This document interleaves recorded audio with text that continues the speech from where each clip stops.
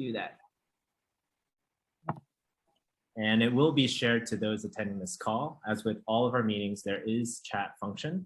And I'm sure you guys will have a ton of questions that you will send to our way, and we'll answer as time goes by during this session. And thank you again for this opportunity. I look forward to innovating and doing the hard work with you all. I'll now pass this off to Lauren. Thanks so much, George. Let me go ahead and start sliding out. So today, as George mentioned, we're going to talk about building a classification team and aligning data and resources for the elective classification on community engagement. So a little bit overview of what we're going to cover. This session supports both first-time and reclassifying applicants, and we're going to look at a number of areas, including institutional motivations, strategies for approaching the framework, identifying and gathering evidence, and assembling your team. We're going to go over a couple of breakout groups today, so be prepared to do that, to kind of do some brainstorming, and then we'll kind of go into some deeper dive questions on how you might consider these different fields. A little bit of introductions. I'm joined today by Dr. Marisol Morales, who's the Executive Director of the Carnegie Elective Classifications. I'm the Associate Director. My name is Lauren Barchi, and Dr. John Saltmarsh, who's our consulting scholar. We're going to guide you today. George Gippels is also going to help us out a little bit if he can introduce himself to you all at the beginning. All right, so we're going to go into our first breakout already. We're going to use something called Jamboard. Don't worry if you've not used it before, we'll kind of guide you through. In a second, we're going to open up the breakout rooms, and we're going to have you choose the breakout that best represents who you are. If you're a first time or a reclassifying institution, and your institutional name, groups A through P or Q through Z. And then in the Jamboard itself, we're going to have you think about what is your why. Why is your campus interested in pursuing the classification for community engagement? You might have multiple motivations or a single motivation, and we ask you to add a post-it note or multiple post-it notes reflecting on that. There are 2 slides per group, so feel free to, if you don't find enough space, to jump on the other slide to add on your post-it note. And we'll share that link when we get into the breakout, so you can find where you're going to be joining. So I'm going to ask, I'm going to stop sharing my screen. Great. Thanks. As I see people slowly get in from their groups, we'll jump back in and reflect a little bit.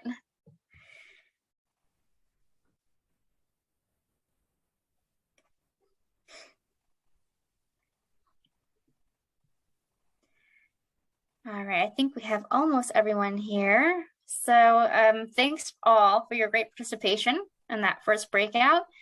We noticed that we had a limit on who could join Jamboard at once. So we had to get creative with some of our groups. So thanks for all of you who are creative. So the goal was to go through and kind of collectively look at some of the responses. So I'm going to pull up that main Jamboard. So I apologize to those who didn't use it first. And then we can kind of think about some of the responses that were here and then dive in from there. So let me share my screen again real quick.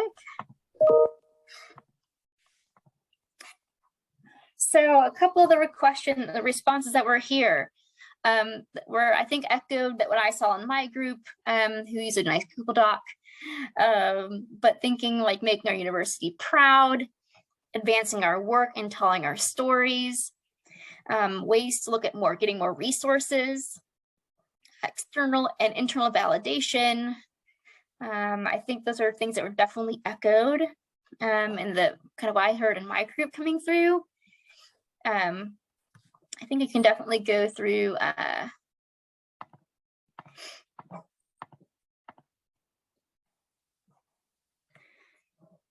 I think also I see some things hearing about recommitting ourselves and being accountable to this work and looking for growth. I think those are definitely areas that we see kind of across the board. Marisol, John, and George, were those things that were kind of echoed throughout your groups? Yeah, and I would also say we had a few who were third time, and so the idea of longevity of commitment was definitely there, and you know, the ability to utilize the self-study process for real planning and development within the institution. Yeah, and I would say the self-study piece came up in ours. If you go to ours, another main theme was around mission. Yeah. Yeah, this is a great group, but you'll see a lot of these around mission, alignment. I can't hear you mission. anymore. What's that? I hear John. John? Yeah. We're good. So yeah, can you hear me? Yes. Okay. Can we all hear? I think. Yeah. All right. So alignment with mission, but also a sense of alignment in terms of aligning across the institution. And I would just say with that alignment piece, a lot of language around values, what matters, right? Producing civically engaged students, right? Yeah. So you see the bottom right corner where learning and values meet. That's a really nice one. I would say for my group, not to be biased here, but I think my group is the best. I think there are common terminology that's being used. I wish I could show you all, but we did create a separate Jamboard session. I think some of the key words were same as what John was saying, alignment, making sure that using this as an opportunity for potentially structural changes throughout the whole institution, making sure that faculty members are recognized for their work, that we could use this opportunity to also strategize and figure out how to better align with community needs. And essentially, a lot of institutions are considered that building at the top of the hill, and how do we use this also as an opportunity to essentially build community, essentially inform them that, you know, this can be a catalyst to actually not be at the top of the hill, but actually be one with the community. So that's at a high level what was talked about.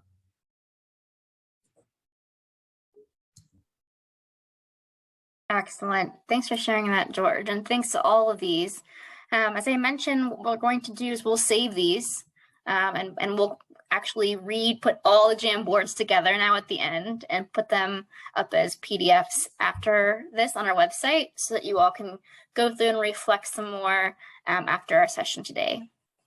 So to kind of summarize a little bit, so some things that we have learned or been told throughout the different cycles and years of this classification is really coming down to kind of 4 core areas. The institutions are motivated because of their institutional identity. So declaring an identity and mission and how that distinguishes institutions from their peers. This process of self-assessment and self-study. So bringing parts of the campus together to advance a unified agenda, identify practices that are shared across the institution. Accountability, demonstrating that we're fulfilling its mission, public good, and bringing out legitimacy, public recognition for the work. And as a catalyst, catalyzing new ways and exploring new ways of teaching, learning, and scholarship that surrounds community engagement. I think that's echoed through all of these post-its that you all had on Jamboard as these kinds of 4 themes come about, but also clearly some new ones as well that are really exciting to see. And we had a comment from a director of Center for Community Engagement a couple of years ago who said that for their particular campus, Summarize, this was one of the highest forms of recognition possible for our field.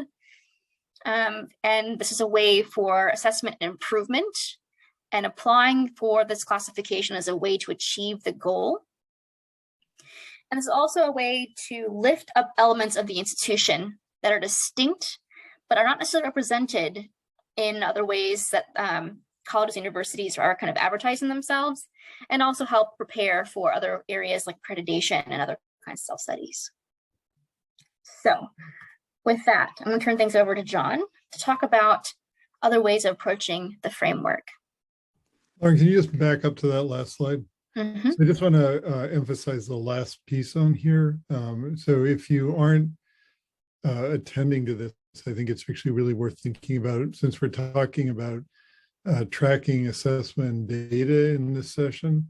The more that you can do that in a way where it's the same data that you're collecting for your reaccreditation and or your strategic planning process, the better, right? Because then the data gets used for multiple purposes. And it also then puts the community engagement right up front with other data that the institution is collecting. So just keep that in mind. It's almost inevitable as you go into a reclassification that in the time period between your first and your second, or for many campuses, this time will be their third, you've probably gone through a leadership change, you've probably gone through strategic planning, you've probably gone through reaccreditation.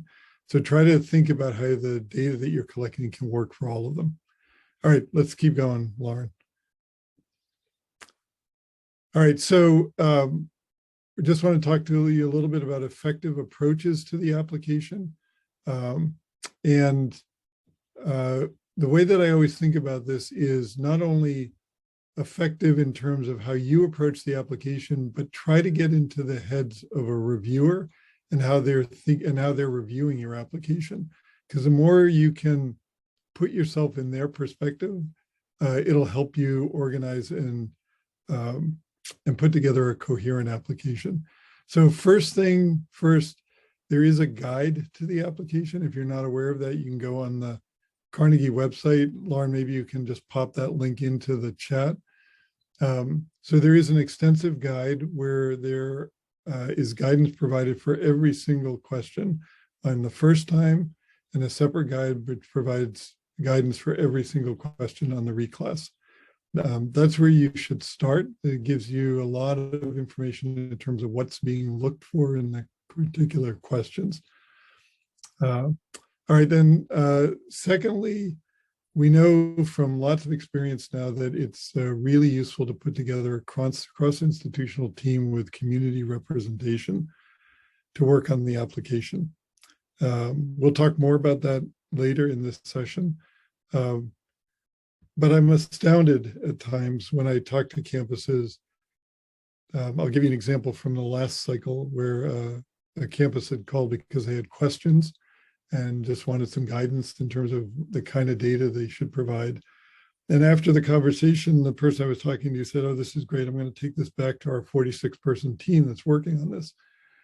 And what I was thinking in my head was, you're fine, right? You don't really even need a classification. If you've got 46 people on your campus working on this, you're going to get the kind of advancement in community engagement that you're looking for. So think about the team that you're going to put together. Think about how you use that team. And again, we'll talk more about that. All right, so next slide.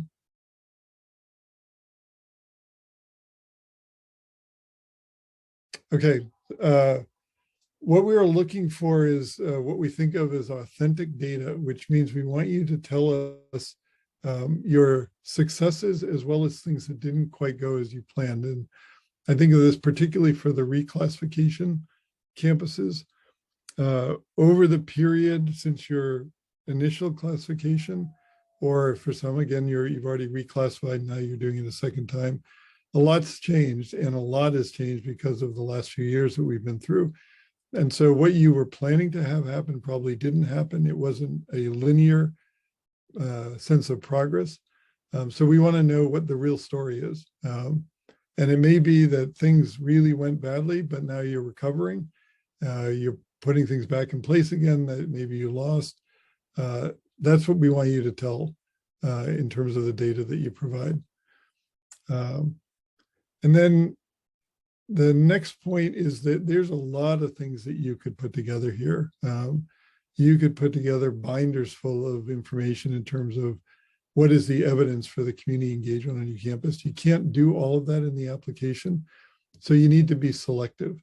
And so think about picking the most critical evidence that lays out a compelling case for your institutional engagement, and use those pieces in the application. Again, you can't use everything. So pick the ones that are going to make the case in the best way. All right, next slide. All right. And then we put this up here because one of the things that's really important when you put together an application, and the reviewers are thinking about this when they're reviewing an application, is it all goes back to the way the Carnegie Foundation defines community engagement. And if you remember the definition, it has two parts. One is around the process of engagement, and that has to do with mutuality and reciprocity. A collaborative relationship with community partners. And the second one is around purpose. And we heard a lot about purpose on the Jamboard. But what is the purpose of community engagement in terms of, and again, in terms of the Carnegie definition, it has to do with student learning, it has to do with faculty research, and it has to do with the service mission of the campus, all three, right? And so the reason we put up this slide is that community engaged and community-based aren't the same thing, right? So you may be doing a lot of community-based work where the work that you're doing is based in the community, but that can also be highly exploitative, right? And it's not necessarily in collaboration with community partners and doesn't have the qualities of mutuality and reciprocity. And so just keep that in mind. What the classification is about is community engaged. And we're not saying community-based work isn't important. It is. It's just not what the classification is about. And we could actually say that about a number of things, right? We could say it in terms of experiential education. It's really important. We encourage you to do that, but it might not be community engaged. And that's what the classification is for. All right, next one. All right. So let's just do another breakout here. What evidence might you need and where might it be found? Lauren, we're doing another Jamboard. We are, yes.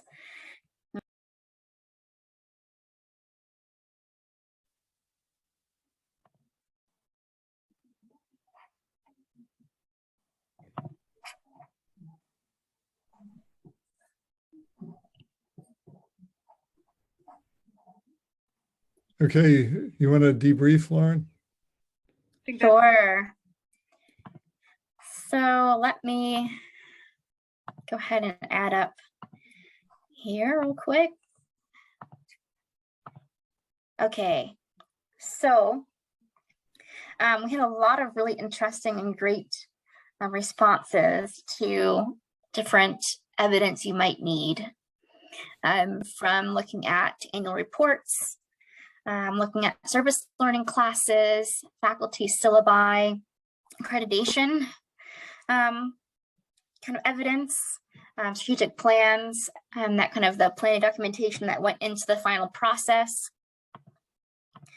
Scrolling really fast through here. Did it work for anybody else? Oh, great. Okay. Looking at NESI data, looking through creating out different types of goals and benchmarks, looking at activities, internal surveys, certificate outputs, value rubrics from AAC&U. There's a lot of great ideas here. Yeah, there's a lot of really good stuff here. I'm glad we're capturing it. I just want to share too that part of the conversation that went with this was around the ability for the campus to clearly make distinctions between community engaged work and other things like experiential education or practica or internships that might not be community engaged, and that the campus can actually demonstrate that they know the difference and that the evidence they're providing makes it clear that the distinctions are driving the data. So that was just a really important conversation. Yeah, one thing that my group brought up, and that was for the first time group, is that someone mentioned they were really struggling with the application so far at getting institutional buy-in. They were as part of a really small team or even just one person team trying to gather evidence, and knew the things that they wanted to collect. We're having a hard time pulling pieces together and getting people to join. And we're trying to reflect on that and get some advice. So I wondered if, as part of this, if we wanted to have anybody pipe in on their advice, or put some advice in the chat on their methods to support those, not just this one campus, but others who are in that same boat, of how do you get institutional buy-in for this kind of process and maybe even inspire a future webinar in the future? Yeah, just in relation to that question, I think, for that institution, thinking about who your institution sees as their competitors and which of those institutions have the Carnegie Community Engagement elective classification, and showing that evidence to your institution's leadership. There's nothing more motivating than competition, and sometimes being able to see which similar institutions have the classification, the kind of work that they're doing towards it, might motivate some conversations on campus in support of that. Yeah, and the way that we're actually doing it on our campus, so we're in a second time reclass situation, but we have entirely new leadership. And so the way that we're approaching it is that the director of our Office of Community Partnerships is going to the provost with a request that the provost charge a group of people to do the classification. And so it's not the director who's driving this, but it's the provost. Part of that is also a strategy around educating the provost. Okay? So that's just how we're approaching it this time. I'm going to share in the chat the Jamboard that my group did, and there's some good examples there in terms of offices to look for data from, student affairs, athletics, thinking about the kinds of community evidence and data that will be needed for this, and then also in terms of community engaged faculty. So, thinking about all of the areas across your institution, doing some mapping around that to be able to think about what evidence you need and where you're going to be able to gather that from. Perfect. Let's look at some questions and be how you might approach thinking this through. So, John, go ahead. So as you think about the evidence and the data, which you've just been sharing about, these are just some kind of guides for you. And we'll share this with you so you have it. Don't feel like you need to write this down. And you saw this emerge in a lot of the stuff on the Jamboard, but just think about the kinds of data that you're going to need to address the questions. We talked in our group, but I'll say it again for everybody. Wherever assessment is framed in the classification, it's around what the foundation calls systematic assessment, right? And what that means is that the foundation is not looking for you to collect data for the classification. They want to know what systems in place you have in place that you're collecting data on an ongoing basis that then you plug into the application, right? So just keep that in mind with the systematic piece. We also talked in our group, but we'll say it again here, this question of like, where does the data live? And there are specific questions. Like in my group, it was a reclass group, so they've seen this before, but there are questions which say, where did this data come from? Who gathers it? How often is it gathered? Right? How is it shared? All of those things are things that we want to know, right? It's not like we just want to know what the data is. We want to know what the process is around it. And then just also figuring out like what's the data we still need. That showed up in our group again on some of the stickies that we put up that we're thinking about. We want this data. Where are we going to go looking for it, or do we need to create the systems to be able to get the data that we need? Just one thing that came up in ours was we had a sticky around annual faculty reports as a way of gathering what faculty are doing around community engagement. And again, to share with everybody, what we talked about was look for existing systems so you don't have to create new systems. And since, for example, I would gather all of our campuses have some sort of annual faculty report. If you can embed your community engagement data into that, then you don't need to create a whole new system, right? So just think about what systems are already out there. Let's see, so number 4, are we investing in a strong and sustainable relationship with the institutional research office or other offices? I would just argue that for most of our campuses, IR collects way more data than they can ever use for any particular purpose. And so work with them about finding out what they're gathering that might be related to community engagement, and also encourage them to gather data that you need gathered on an ongoing basis. You saw in the sticky that we looked at the NESI data. I'm just guessing that probably everybody on this call, your campus gathers NESI data. Probably not every year, but every other year, every third year. That NESI data has things in it around high impact practices like service learning. So what data does your campus have around that? And how could that be useful in terms of understanding the community engagement work on the campus, right? So if you haven't figured that out, then talk to your IR office and find out. And don't assume that everybody knows either that you're gathering NESI data or what that data is telling you. I've been on many campuses where I'll talk about this, and the group I'm in front of says, oh no, we don't have any of that data. And then somebody will raise their hand and say, oh yes, we do. We gather it every other year, right? So it's probably on your campus to figure out how to get access to it. And then who are we involving in the data collection? Are we missing any key players? We talked about this in our group too, with how to involve community partners in the community gathering. Really good example I'll just share with you. There was a question from Stetson about where that they were aligning their community impact data with the United Way data, right? In other words, what the community partner was saying was really important for impacts. The campus was now saying we're going to align our impact data with those. And my comment on that was that that's actually a really good approach.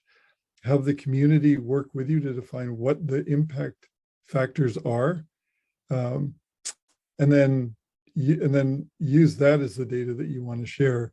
And then also, if you are working with the United Way and knowing that they have these impact factors that they're looking at, also the United Way recently, in the last 5 to 10 years, has also reoriented their work around collective impact, and that's actually a really good thing. So again, a really good way to think about it is involve your community partners. Do this in a collaborative way, where it's not the campus defining what the impact is, but the community partners working with you to figure out what are the impact factors. All right, we can go to the next one. All right, and then aligning institutional data gathering. I think we've sort of talked about this multiple times now, but think about where else does data get gathered, what other processes and purposes, and make sure that you're not remaking the wheel when you're trying to do community engagement data. And we, in our group anyway, we did talk about strategic planning and reaccreditation. We didn't talk about civic action plans, but that's another one, right? If your campus has done a civic action plan, right, then you've got data that's already been gathered and evidence that you could use. Are we involving someone who chairs or is knowledgeable of institutional accreditations and strategic planning, right? That's a really strategic move, right? Again, I'll just use my campus as an example. We're just finishing a strategic plan, and we have just had to do a midterm, so a 5-year report for reaccreditation, right? It would be really smart in the team that we put together to tell the provost in his charge to make sure that somebody who is chairing a committee of the strategic planning and someone that was involved in the reaccreditation report is charged as part of the team, right? That's just like being smart and being strategic. And what can we learn from our reaccreditation strategic planning and civic action plan process to inform our reclassification process and vice versa, right? So we've got all this data we just collected. What can we learn from it? How can it impact the way that we put together the application? Right? These, again, are just strategies for thinking about how do we both gather data, but then how do we align the different processes on campus?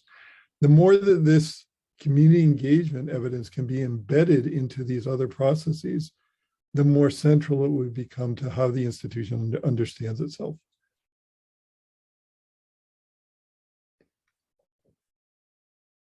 All right, so we're going to go into another one here. I just want to say one other thing about the community partner data, and this may not be true in every situation, but I think that it's probably more common than maybe not. So my campus is in Boston. We have a local foundation called the Boston Foundation. And every year, the Boston Foundation puts out data about the community. It's what they call their indicators project. And the indicators are community indicators. Right? So we have all this information about the neighborhoods that we're part of and that we're drawing our students from. And so the conversation has been, when we do strategic planning, are we gathering data only from our internal institutional data, or do we include data from the local community, given that we have this data source sitting right there, right? So think about the ways that you can draw on existing data that's out there and bring it into your evidence that you're providing, and also how you think about how you gather evidence. All right, Marisol, do you want to do this one? Yep. All right, folks, so we're in our last breakout session. So we're going to think collectively about who should be included in the classification team. So we will open up those breakout rooms and have these conversations like last time. Make sure to use your Jamboards or Google Docs to track, and we will be sharing it out with folks. So if we can have the breakout rooms opened once again, and again, you'll be going back to the original rooms.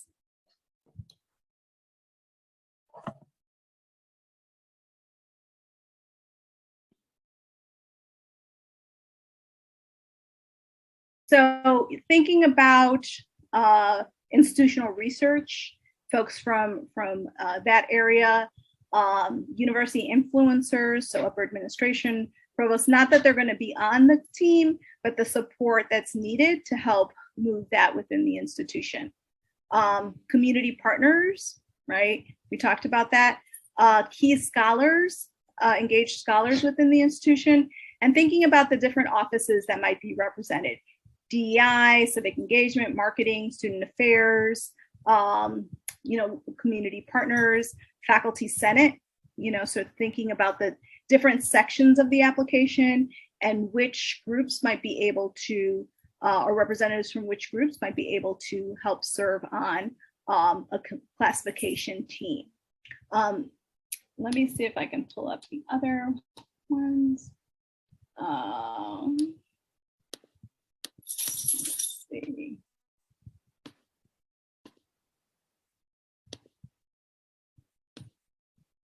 What's that? Oh no, this is the wrong one. All right.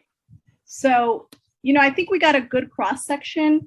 And what I'm going to do now is share a little bit about, as you think about your own institution and the types of folks who might be able to make up the classification team. So Lauren, if we can pull up the other slide. Great.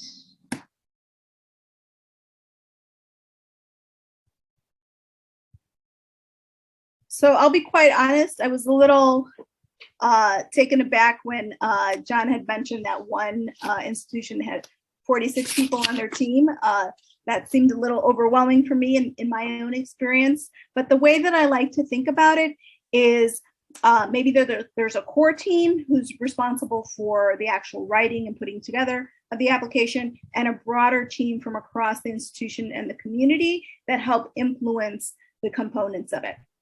One of the things that we know from our work with the application is that campuses that are engaged across the institution are able to provide evidence in all of these areas. All four of these fields are necessary to achieve the classification. So thinking about who from your campus represents these areas, who's connected to the mission, right? Who's connected to the community, who's connected to teaching and learning, and who's connected to the new production of knowledge. Thinking about these as sort of buckets that might be able to be indicators of individuals, departments, programs across your campus that might be able to make up this core committee. And so what I'm going to do is share a little bit from my own experience, having put together an application when I was at the University of La Verne. So one of the things is that at Laverne, we had, and it continues to have, a mission where civic and community engagement is part of the core values of the institution. So in that piece, that mission pathway, right, was checked. We had a clear indication and mission for the institution that helps situate our work, within our institution. The other piece is that who made up our team was someone who came from our chaplain, right? Not only that, we had a Laverne Experience program that was connected to the core mission of the institution. And so folks connected to that also helped make part of that core team. We had about 7 people who were part of our core team of writing the application. The partnerships piece for us was really situated on our philosophy of engagement, which I included here. When I came to Laverne, I came in as the founding director of the Office of Civic and Community Engagement. So I was able to take a lot of my experience from DePaul University in Chicago and apply it to the development of this new office and leverage a long history of engagement of this institution, but really thinking about the ways the institution was making investments to institutionalize and centralize engagement in a way that supported faculty, students, and community partners. And so for our partnership piece, one of the things we did to bring partner voice into our application was have a series of town halls connected to a series of different topics that were important to the community. So, education, healthcare, economic development. And from those town halls that included community partners as well as faculty, pull out some of the most important issues and spaces of connection around partnerships. And there were a couple of different ways that those partnerships then became embedded in our pedagogy at Laverne. In terms of epistemology, we were looking at community-based research projects, the ways that our office was supporting faculty and connecting to those community-based research projects in ways that provided both faculty development training, resources to help faculty, and then the connections to local community partners.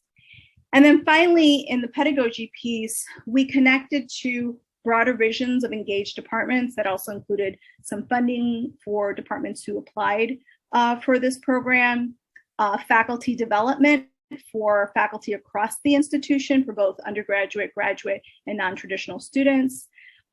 We had a deep partnership with our Office for Teaching and Learning. Their director was actually part of our classification team.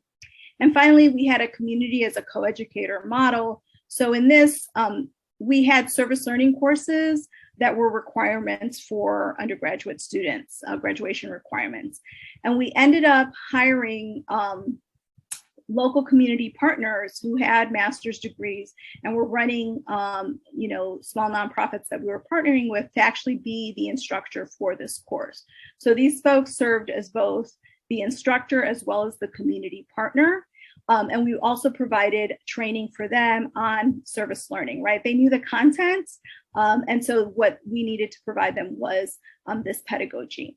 And these were all folks that we also engaged in the process as we were developing our application and sort of pieces we could connect to the overall application around how we were serving both the Carnegie classification definition, which we adopted as our own definition for community engagement, but also how we were demonstrating our deep engagement with the local community.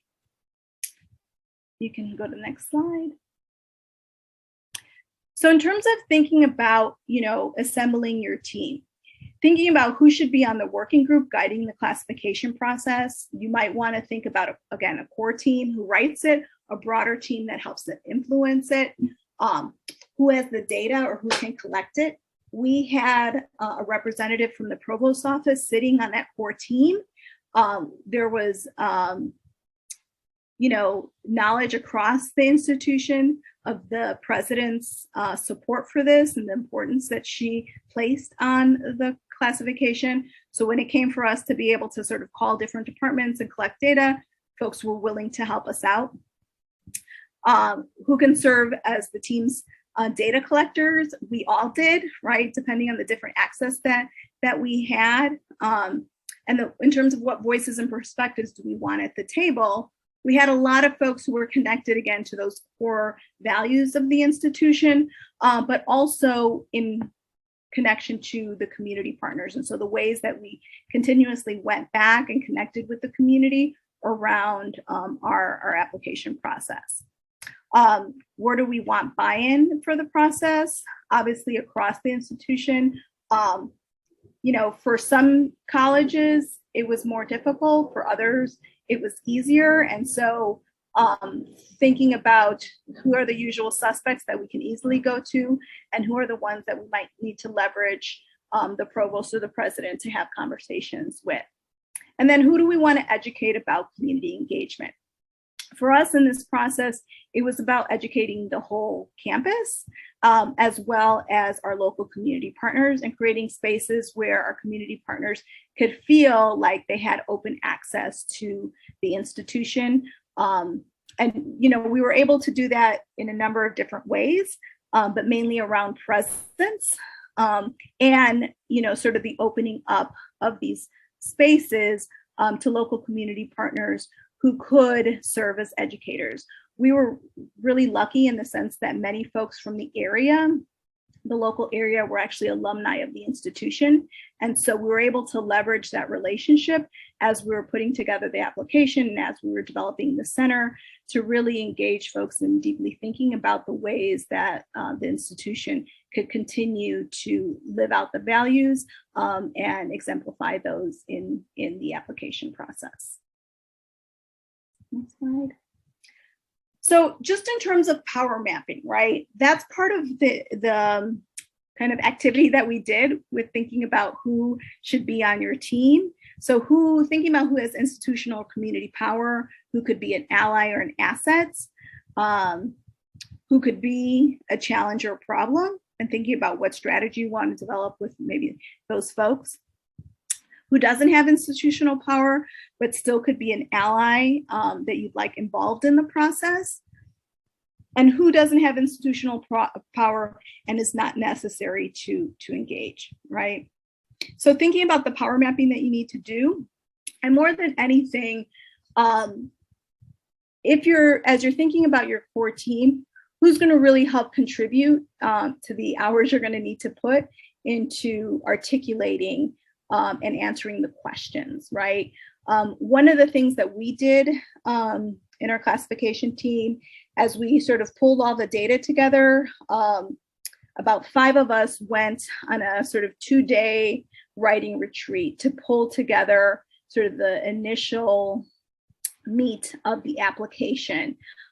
Those 2 days away from campus dedicated to looking at the application, answering questions, seeing where the gaps in data might be and where we needed to do specific outreach was really transformational in terms of making sure that we got to the finish line to be able to turn in a successful application. Thinking about who's internal to the institution and who's outside of the institution that we might need to engage as well. And these could include board members of your institutions who are also connected to the local community. Next slide. And so we know, and we want to be realistic, that sometimes campuses don't have the resources for a big committee. So what should they do?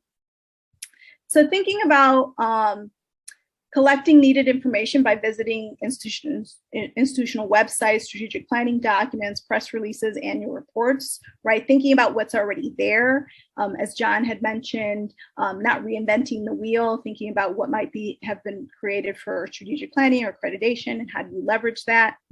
Contacting the heads of programs to contribute to relevant questions, such as student life, foundation or institutional advancement, finance, DEI, it can be a inclusive process, but it's not time intensive. And so again, thinking about who makes up that core team and makes a broader team, that broader team might not need to get together as often, but they could give you important feedback and access to information that you might need in order to put together your application. Thinking about the possibility of negotiating for faculty course release to help with support of the development of the application. And, would your institution be willing to identify some resources for a stipend to hire a consultant to help pull together the application process? So, brainstorming, we're happy to also sort of talk with you about things that we've heard from institutions who might not have a lot of people time or resources, but who are able to pull together successful applications. Next slide. So just as a reminder, in terms of the classification cycle timeline, the portal is already open. The deadline to initiate applications or purchase applications is October 31st, but it is not due till May 1st. So I want to talk a little bit about what that means. This time around, the review process for the application is going to be different. We are doing a peer-reviewed process, which means that we're actually going to be doing a call for reviewers across the field for folks who are interested in serving as reviewers for the applications. In the past, we've had a smaller national review team who've reviewed all 200 plus applications. This time, we're going to make it more broad and use it as an opportunity for folks in the field to be more engaged in the overall process of the Carnegie Community Engagement electives. So the October 31st deadline lets us know how many institutions are interested, which puts us in a position to be able to identify how many reviewers we're going to need to review the applications that we will have submitted by May 1st. This means that our hope is that we'll have review teams of 3 folks reviewing 5 to 6 applications, hopefully coming to consensus. If they don't, then it's a senior review committee who will review those applications. We will the review process will be completed by December of 2023 and campuses will be notified. The information will be embargoed until January of 2024 when we'll make the national announcement of the classified campuses. And so we really believe in this elective being of the field. And so the change in the review process helps us to make that a reality. Next. So any questions that folks may have as we're closing out? I want to be mindful. We've got a few more minutes. Great. And if you do have questions, I think you can take the slides off. People can just unmute themselves or raise their hands and ask anything that you might have. We hope that this was helpful in thinking about these kind of core pieces as we're sort of right at the beginning of that planning process. This is also our first time trying to make it interactive, so we hope that the breakout sessions worked and the smaller conversations helped to kind of spark ideas. We will be pulling together all of the great ideas that you had in our breakout sessions and sharing that for participants and on our website for people to access. And again, we want to make this collective. This is of the field. And we know that we learn for every time that we do this. And our goal is to push, not pull people into best practices that serve our communities, our students, and the folks on campus who are making sure that this work is authentic and meaningful and transformative. So thank you all. I see some things in the chat, so I'm gonna see if there's any questions. I'll jump in with two notes from the questions. So one, we created a handout of these questions. I will email it to all of you because I cannot connect my Box Drive to the chat. And then two, people asked about other sample applications. They're on our website. I'll actually share my screen really quick to show you where that's at. So here's our main website, the home page. If you're under community engagement classification, under resources, You'll find PDFs of the frameworks and a guide. They're all here. They were updated recently. And then sample applications for both first time and reclassification. Even if you're first time, it might not hurt to read the reclassification just to get ideas of approaches. And we tried to look through a diverse profile, different application or institutional types. So it's all there. If you're having a hard time accessing things, just let us know, and we are happy to try to help. Great. Meredith, you have a question? Yeah, thank you. Is there a, how will you issue the call for reviewers? Will that be just through an email? Is there a kind of interested person sign up, or what would you recommend for that? Yeah, so we will be emailing folks who've signed up for our webinars or any kind of engagement that we've had with folks. And we'll be putting that out once we know how many sort of applications we'll have in. We can identify and be clear about how many reviewers we'll be recruiting. And then we'll also be posting it on our website. So I'd say for any updates on those sorts of things, look on our websites. We'll probably do the call sometime in November or December is what I'm expecting. Thank you. You're welcome. Wenzelin? Yes, hi, Marisol. Related to the time, that's kind of what I'm thinking too, time frame wise. I know the application closes October, and something we were talking about in our last breakout session. Are there recommended like time frames in terms of getting started or making sure you've committed or not, or that you've had, that you're at this point in the application by this period of time? I know the application time has shifted a bit, but that's something that we wanted to make sure that we're considering as we consider if we'll be able to apply this session. Sure. So the application itself is open till May 1st. You just have to indicate by October 31st. You have to purchase the access to it or the application by October 31st. So you don't even have to have put any words in by October 31st. You just have to sort of have purchased it so you have access to it. And, I think in terms of recommended timelines, we can put something on our website, but what we're seeing right now, particularly this summer, is the planning stage, right? Where folks are thinking about who's going to make up their team, what data do they need, what training might they want to access, doing kind of that power mapping. And then probably in the fall sometime is when the kind of first official meetings of folks are going to start taking place, where you're sort of bringing together and having a broader set of folks look at the questions, thinking about where they know that some of that data exists, what are some of the stories that are gonna, that you all wanna put out there. One of the things is this application is much more narrative than previous ones. And so you will have to limit the amount of stories, right, that you identify. So it might be that the initial process in the fall is about collecting all of the stories and then weeding them out so that by the time October sort of comes, you'll know, okay, we've got some really, we've got 5 solid ones that we want to develop more into what will be included in the application. So that's kind of what I'm thinking in terms of the timeline. But you don't have to write a word in the application. You just have to swipe your credit card by then. So, we know how many folks will need to recruit for reviewers. Awesome. Thank you. You're welcome.